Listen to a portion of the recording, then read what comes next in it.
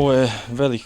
uspjeh već što smo napravili, ali bez obzira na to čeka nas sljedeća utakmica. Imamo još 3 utakmice u ligi, svaka nam je doslovno kao finale, tako da pripremili smo se i za sutra i daćemo sve od sebe da pobjedimo i to je to. Mislim da su odlična ekipa, da su dobri, da imaju širok kadar, mislim da su opasni na svim pozicijama, imaju dobre strijelce, igraju brzo, tako da ne znam, iskreno daćemo sve od sebe, ne bojimo ih se, znamo neke njihove slabosti, to ćemo probati iskoristiti, igrati naš najbolji nogomet i pobijediti naravno. Imali smo analizu, da, gledali smo neke njihove nedostatke, njihove mane, ali na nama je sve, moramo dati sve od sebe, mi smo dobra ekipa, nije nas mazio rezultat, ali evo zadnjih par tekmi dajemo sve od sebe, dobro igramo, pobjeđujemo, tako da